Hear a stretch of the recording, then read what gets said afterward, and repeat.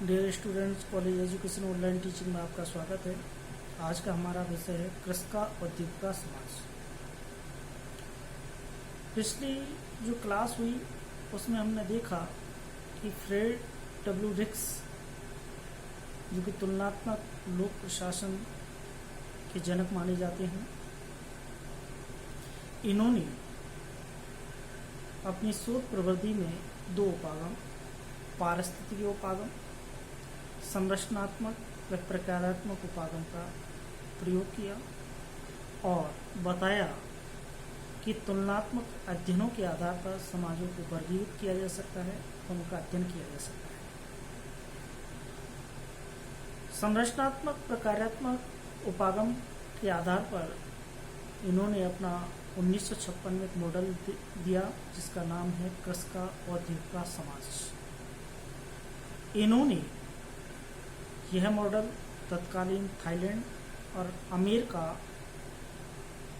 के आधार पर दिया है, उनके शोध के आधार पर दिया है।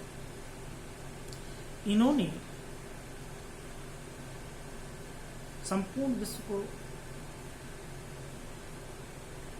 दो भागों में विभाजित या वर्गीकृत करने का प्रयास किया, जिनमें एक कृषका समाज, दूसरा औद्योगिक समाज।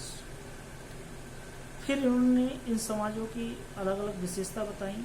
तो सबसे पहले देखिएगा कृषका समाज। कृषका समाज की विशेषता बताते हुए इन्होंने पहली विशेषता बताई कि कृषका जो समाज होते हैं उनमें जन्म प्रदत्त, विशिष्टतावादी व विस्तृत यानी बिखरे हुए मूल्य होते हैं। यानी इनका पहला जो कृषका समाज है उसमें इन्होंने बताया कि कृषका समाज के अंतर्गत जो मूल्य होते हैं वो जन्म प्रदत्त होते हैं, विशिष्टतावादी होते हैं और विस्तृत यानी बिखरे हुए होते हैं। दूसरा जो लक्षण बताया वो बताया कि स्थायी स्थानीय समूह पाए जाते हैं। तीसरा जो लक्षण बताया वो बताया कि सरल व स्थायी व्यवसाय वर्तमान पाए जाते हैं। चौथा जो लक्षण बताया वो बताया था कि विस्तृत यानी बिखरे हुए, प्रभाव मुक्त, स्त्रीकृत सामाजिक प्रणाली पाई जाती है। तो इस प्रकार से इन्होंने कृषका समाज की विशेषता बताई। वही दूसरी ओर औद्योगिक समाज की जब बात करते हैं तो रिक्स ने औद्योगिक समाज की विशेषता बतलाते हुए कहा था, नंबर 1 कि औद्योगिक समाज के अंतर्गत जो वर्तमान मूल्य होते हैं इनमें सार्वभौमिक, विशिष्ट व उपलब्धि उन्मुख मूल्य पाए जाते हैं। यानी पहली जो विशेषता है उसमें बताया है कि सार्वभौमिक मूल्य पाए जाते हैं, विशिष्ट मूल्य पाए जाते हैं और उपलब्धि उन्मुख मूल्य होती है। दूसरी जो विशेषता बताई वो थी कि उच्च स्तरीय सामाजिक गतिशीलता पाई जाती है, जबकि इन्होंने कृषका समाज के बारे में बताया कि वहाँ सामाजिक गतिशीलता बहुत सीमित होती है। तीसरा बताया था कि सुविकसित व्यवसाय वर्तमान पाए जाते हैं, जबकि कृषका समाज के अंतर्गत इन्होंने बताया गया कि व्यवसाय वर्तमान है वो सरल प्रकृति के होते हैं, स्थायी प्रकृति के होते हैं।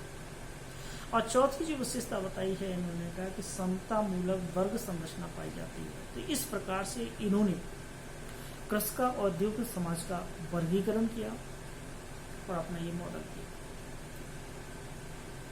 इस मॉडल की जहाँ लोकप्रियता हुई, यानी इस मॉडल को जहाँ लोकप्रियता मिली वहीं इसकी आलोचना भी हुई। और इसकी आलोचना की जो बिंदु है उनमें प्रमुखतः नंबर 1 जो है वो है कि यह शोध जो है वो पूर्णतः व्यवहारिक नहीं है, क्योंकि रिक्स ने अपने शोध में बताया कि कृषका समाज कालांतर में औद्योगिक समाज में रूपांतरित हो जाते हैं, जबकि आलोचकों का ये कहना है कि ऐसा बहुत कम ही होता है।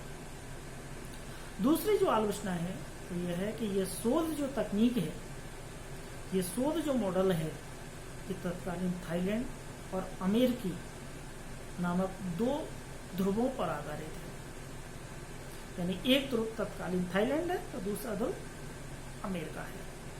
तो आलोचकों का ये तर्क है कि इन दो ध्रुवों की मध्य जो देश आते हैं उनकी यह वर्तमान व्याख्या नहीं कर पाते। तो इस प्रकार से इस मॉडल की आलोचना हुई, लेकिन इस मॉडल का अपना एक महत्व है, क्योंकि इस मॉडल ने तुलनात्मक अध्ययनों के लिए बेस बनाया है, आधार दिया है। तो इस प्रकार से हम कृष का जो औद्योगिक का प्रतिमान है रिक्स का, उसने एक कृष का समाज बताया, दूसरा औद्योगिक का समाज। Thank you.